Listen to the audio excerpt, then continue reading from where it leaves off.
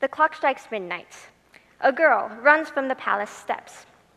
A prince is chasing her, trying to get her to tell him her name, and as she disappears, he finds a single glass shoe on the palace steps. You probably know this story. Cinderella has been made into countless adaptations in movies ever since Walt Disney made the classic animation in 1950. Even then, the story of Cinderella had been told for hundreds of years before the animation in all different forms. In the version by the Grimm brothers, for example, there was a wishing tree that gave Cinderella golden shoes and a dress, replacing the role of the fairy godmother.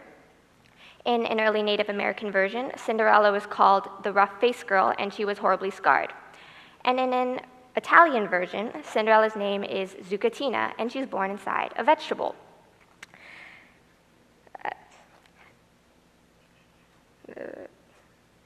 One academic has claimed to have found 345 different versions of Cinderella. However, despite these differences, the core elements tend to remain the same. A mistreated girl lives in misery with a cruel family, disguises herself at a party, meets a wealthy prince, and then marries him and lives happily ever after. The basic story is incredibly simple. So my questions are, how has this folktale lasted so long? Why does it have so many versions? And what could our society possibly have to gain from the retellings of this story? Growing up, Cinderella was an ever-present element in my life. I was a young, impressionable kid, and in the versions I was exposed to, she had all of these great qualities that plenty of little girls, like me, looked up to.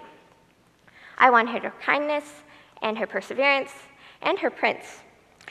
This story, in addition to many other fairy tales, majorly contributed to my ideas about love and family and relationships. Now, it's difficult for historians to tell from history which Cinderella tale was the original, since there have been so many from so many different cultures. But with each new adaptation that's made, there are always some key differences that reveal some of the values of the society that it was made in. In several of the older tales, like the ones from the 1500s to 1800s, there is a clear emphasis on Cinderella's social status.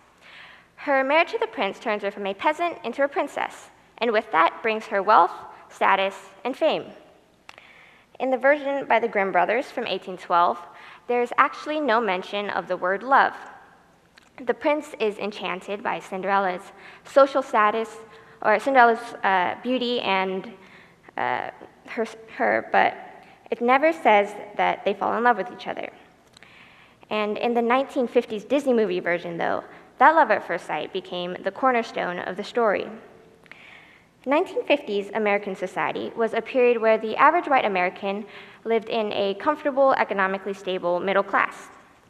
Although an improvement in wealth and social status would certainly seem great for them, it is much less important.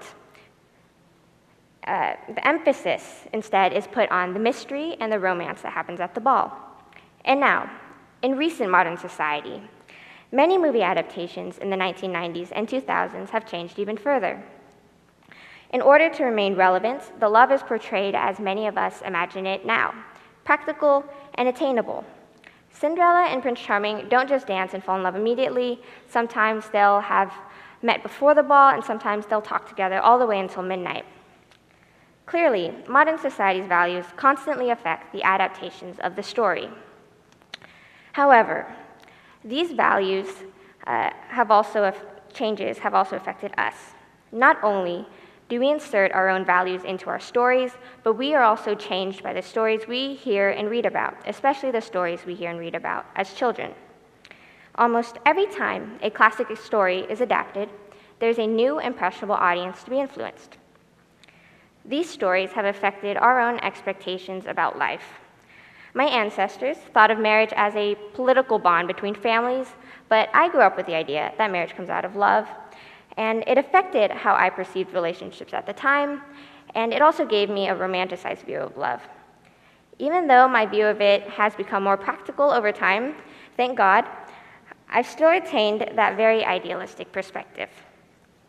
By a young age, we know what values are important to us. And how do we get some of the values? I propose stories. I used Cinderella as my example, but there really are hundreds of other examples I could have used. Different people hear different stories as children, and the stories we choose to tell them, Bible stories, Aesop's fables, traditional cultural stories. These stories have the ability to affect them into adulthood. I hope that you think about what stories have affected you, and what you want to consider is your happily ever after. Thank you.